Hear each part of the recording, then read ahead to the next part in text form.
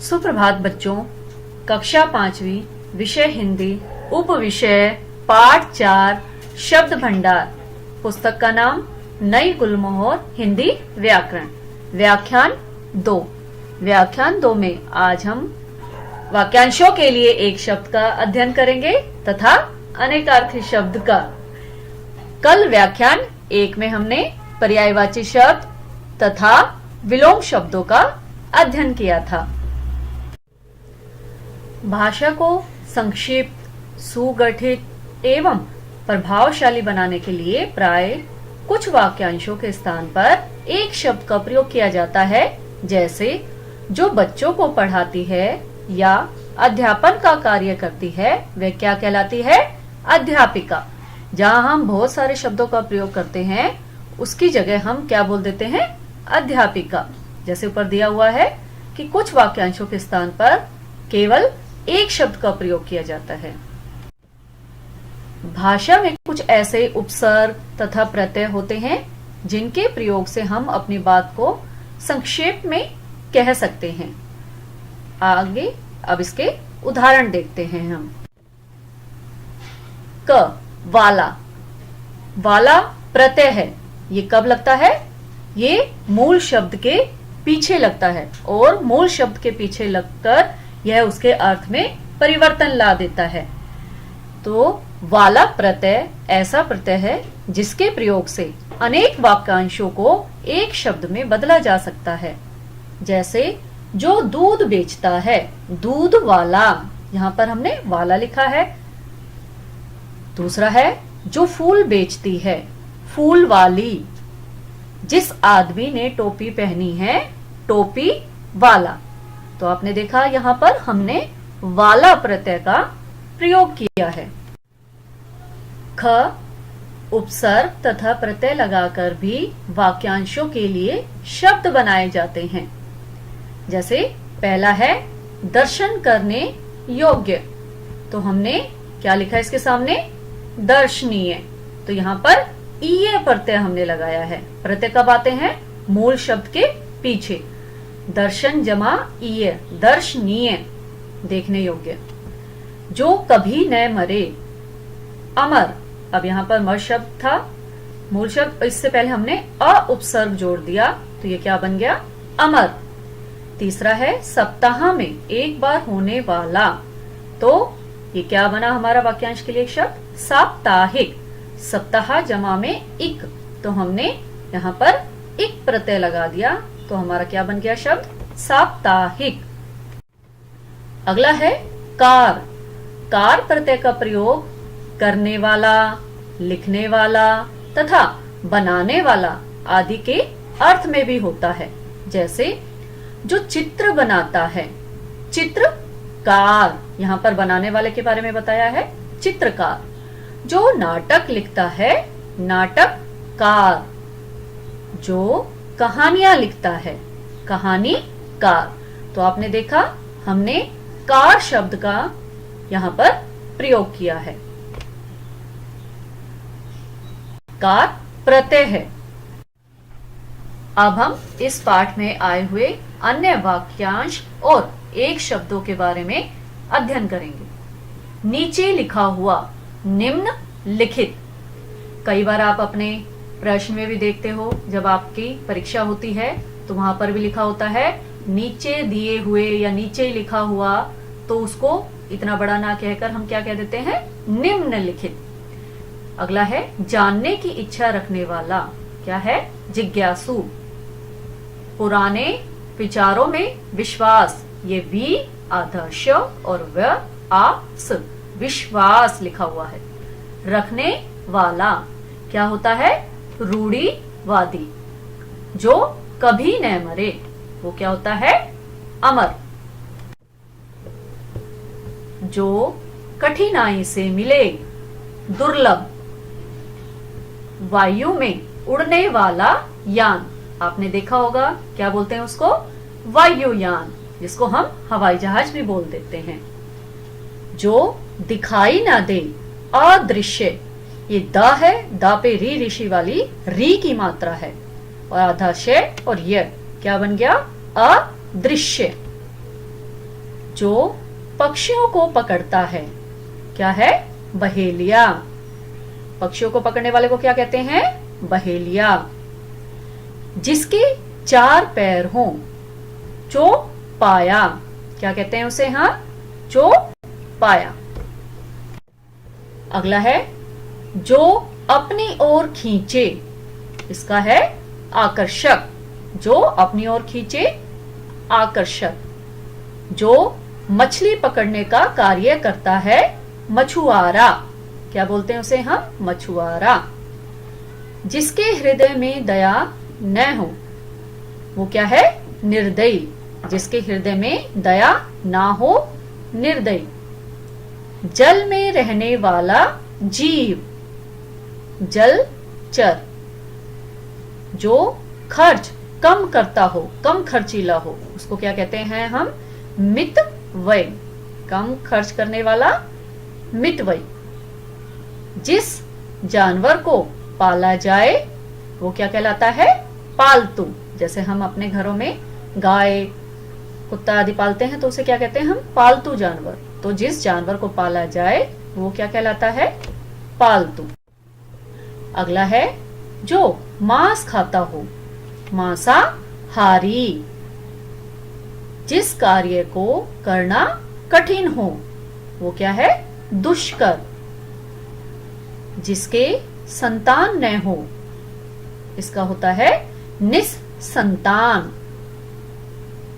जिसमें रस ना हो, नीरस। जिसका जीवन रस यानी कि आनंद से रहित हो, तो वो क्या कहते हैं हम? नीरस। इसका जीवन तो नीरस है। साहित्य से संबंध रखने वाला, साहित्यिक। क्या कहते हैं? साहित्य से संबंध रखने वाला, साहित्यिक।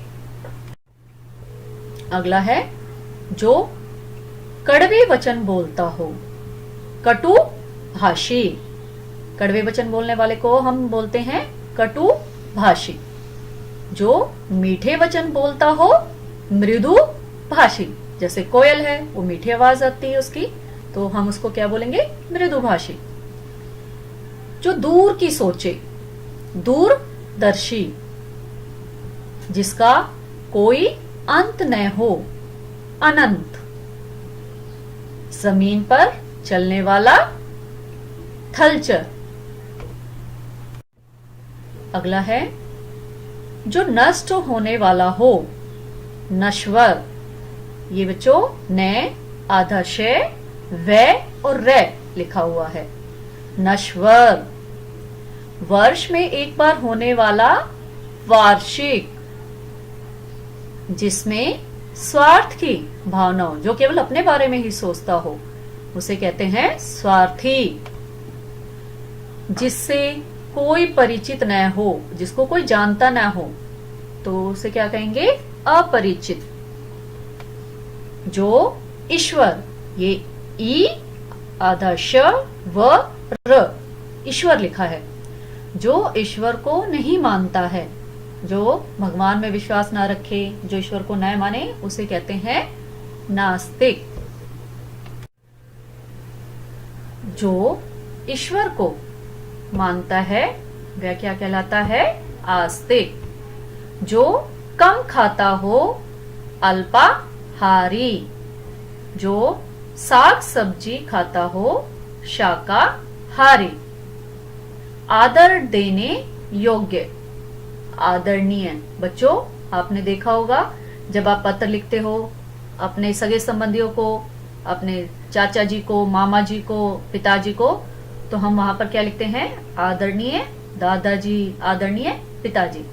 तो ये शब्द है आदर देने योग्य, तो इसका क्या बनेगा?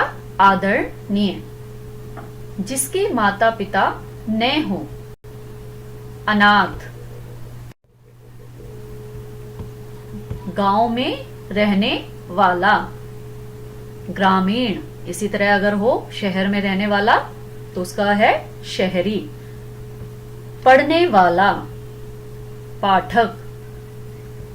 जो सब कुछ जानता हो, सर्वज्ञ। सब कुछ जानने वाले को क्या बोलेंगे? सर्वज्ञ। रात्रि में विचरण करने वाला निशाचर, निशा मतलब रात्रि, यानी कि रात्रि में विचरण करने वाला निशाचर, विचरण का अर्थ है घूमना।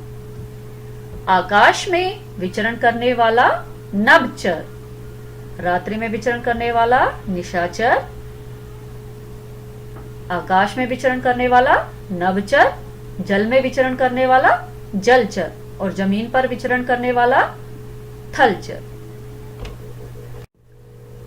आगे है जिसे किसी का भय ना हो, जो किसी से ना डरे, निर्भय, जहां आसानी से जाया जा सके, सुगम, जहां पर हम आसानी से पहुंच सकते हैं, वहां पर है सुगम उसका अर्थ। देखने वाला, दर्शक, सुनने वाला, श्रोता, जैसे अभी आप सब लोग मुझे सुन रहे हो तो आप क्या हो, श्रोता।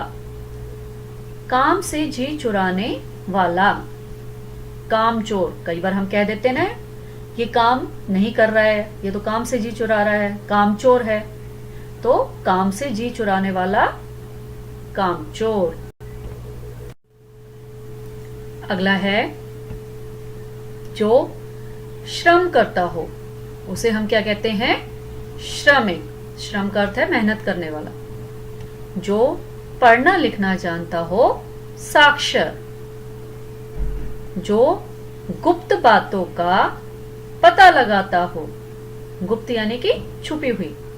पहले के समय में राजा लोग अपने गुप्तचर रखते थे दूसरे राजाओं की गुप्त बातों का पता लगाने के लिए, तो उसे क्या कहते हैं हम, गुप्तचर।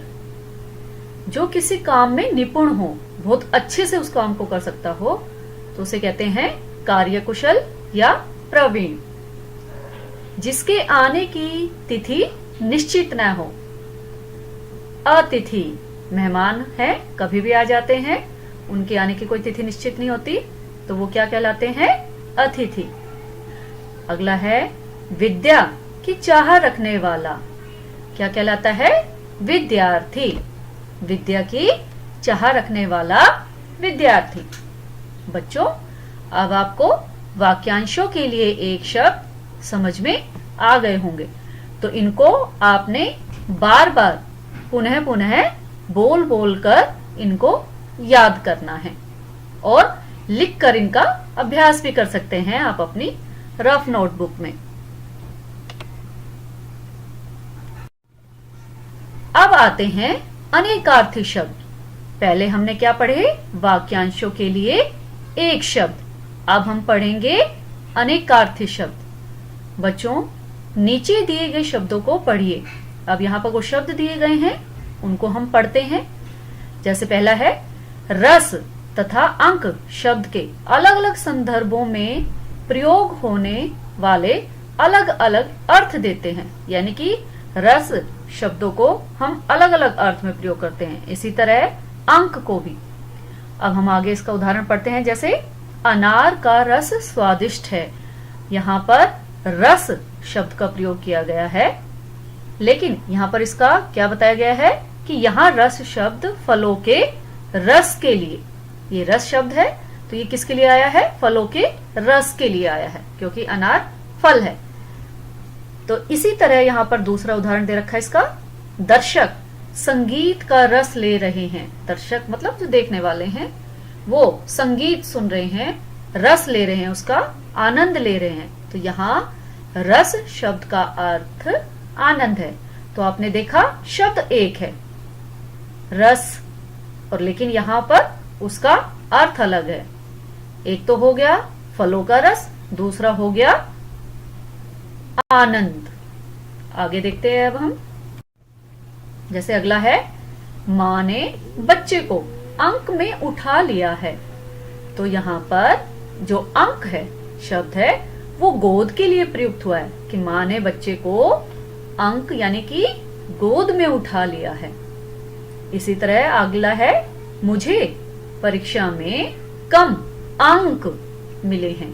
अब यहाँ पर भी आप देख रहे हो अंक का प्रयोग किया गया है, लेकिन यहाँ अंक शब्द संख्या की सूचना दे रहा है कि मुझे परीक्षा में कम अंक मिले हैं। तो आपने देखा अंक शब्द का अर्थ यहाँ पर गोद है, और यहाँ पर अंक शब्द का अर्थ संख्या की सूचना दे रहा है। तो ये क्या कहलाए? अनेकार्थी शब्द। हमने पहले भी इसकी परिभाषा पढ़ी। अब इसकी परिभाषा एक बार हम पढ़ते हैं। अलग अलग संदर्भों में प्रयुक्त होकर अलग अलग अर्थ देने वाले शब्द अनेकार्थी शब्द कहलाते हैं। एक बार पुनः दोहराते हैं। अलग अलग संदर्भों में प्रयुक्त होकर अलग अलग अर्थ देने वाले शब्द अनेकार्थी शब्द कहलाते हैं। कुछ अनेकार्थी शब्दों के उदाहरण अब हम आगे देखेंगे। यहाँ पर जैसे शब्द दिया हुआ है, यहाँ पर उनका अर्थ दिया हुआ है। जैसे अंबर, अंबर का एक अर्थ तो क्या होता है? आकाश, और इसका दूसरा अर्थ क्या है? वस्त्र। अगला है अर्थ, अर्थ इसका एक अर्थ होता है करण, एक होता है मतलब, और एक होता है धन। तो यहाँ पर क्या आपने देखा कि एक ही शब्द के एक से अधिक अर्थ हैं, तो ये क्या कहलाते हैं? अनेकार्थी शब्द। इसी तरह है उत्तर, उत्तर एक क्या होता है? एक दिशा होती है, उत्तर दिशा, पूर्व दिशा। और जब हम प्रश्न का उत्तर भी लिखते हैं तो वो भी हम इसी तरीके से लिखते हैं, तो उसका अर्थ क्या है? जवाब। तो उत्तर का एक अर्थ तो हो गया एक दिशा, दूसरा हो गया जवाब। इसी तरह है कर, कर यानी कि टैक्स जो हम सरकार को देते हैं। एक दूसरा हो गया इसका अर्थ हाथ, यानी कि हमारा जो हाथ है उसे हम कर भी बोलते हैं। अगला है कल, यानी कि दिन, वो बीता हुआ कल भी हो सकता है, आने वाला कल भी हो सकता है। और इसका दूसरा अर्थ है मशीन। अगला है काल, काल का एक अर्थ होता है समय। आपने पढ़ा होगा भूतकाल, भविष्यत काल, वर्तमान काल। तो काल का एक अर्थ क्या है? समय, दूसरा अर्थ है मृत्यु। गुरु, गुरु का अर्थ एक है शिक्षक और दूसरा है ग्रह। अगला है घोड़ा, ये बच्चों लिखा हुआ है अश्व, अ आधा श और व, अश्व, अश्व का यानी कि घोड़ा। और दूसरा इसका अर्थ होता है बंदूक का घोड़ा। तो बच्चों अब आपको अनेकार्थ शब्द भी समझ में आ गए होंगे, तो इनको भी आपने बोल बोल कर इनको याद करना है। बच्चों व्याख्यान 2 का आज का आपका गृह कार्य है प्रश्न 1, वर्ग कै, ये वर्ग कै है, के वाक्यांशों का वर्ग ख, ये ख है, के शब्दों के साथ मिलान कीजिए। आपको पहले भी बताया है, मिलान करते हुए हमें कभी भी इनके सामने ऐसे जो आप ये लाइनें खींच देते हो, एक दूसरे से ऐसे मिला देते हो, वो हमने नहीं करना है।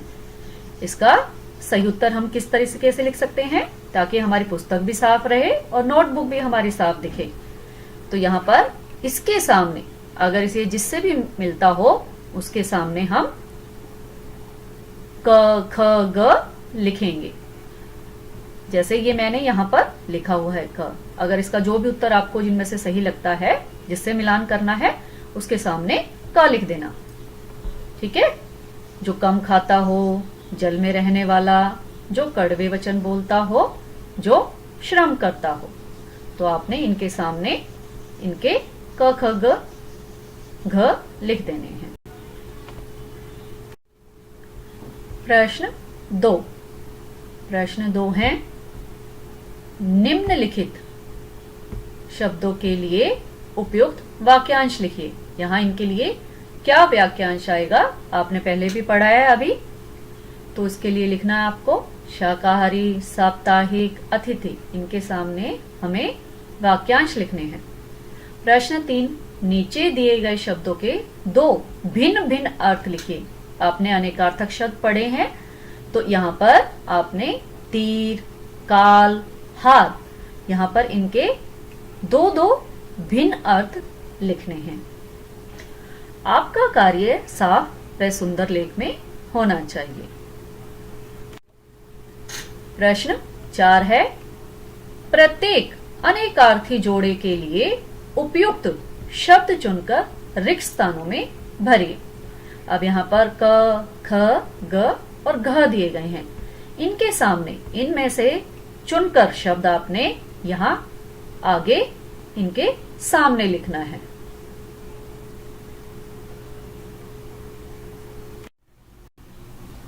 बच्चों, व्याख्यान 1 का गृह कार्य जो था आपका, उसका अब हम हल देखते हैं कि क्या हमने अपना गृह कार्य सही तरीके से किया है। प्रश्न 1 था, निम्नलिखित शब्दों के 3-3 पर्यायवाची शब्द लिखिए। पहले हमने पर्यायवाची शब्द पढ़े थे, फिर मैंने ये गृह कार्य आपको दिया था। तो पहला है क, बादल। बादल के पर्यायवाची शब्द क्या है? मेघ, घन, जलधर। दूसरा कमल, इसका पर्यायवाची क्या है? राजीव, पंकज, नीरज। ग है हाथी, इसका है गज, कुंजर, हस्ती। घ है कपड़ा, इसका पर्यायवाची है वस्त्र, वसन, पट। प्रश्न 2 था, विलोम शब्द लिखिए। ये शब्द दिए गए थे जिसके आपने विलोम शब्द लिखने थे। क, प्रकाश। प्रकाश का क्या होता है विलोम शब्द? अंधकार। ज्ञात का अज्ञात, मित्र का शत्रु, आकाश का पाताल।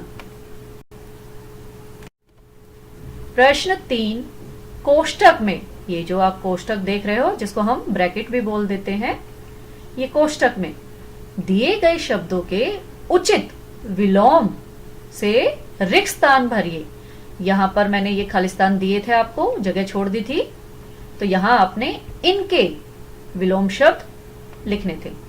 क, संत न किसी से राग दिखाते हैं, न विराग। तो राग का विपरीत क्या हुआ? विराग। ख, मेरी उम्मीदें खत्म हो गई हैं, अब मैं ना उम्मीद हो गया हूं। उम्मीदें का विलोम क्या बना? ना उम्मीद।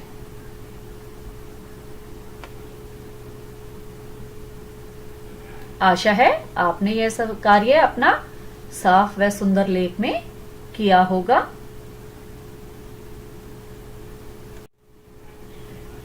हमारे इस चैनल को सब्सक्राइब कीजिए और वीडियो को लाइक कीजिए। धन्यवाद।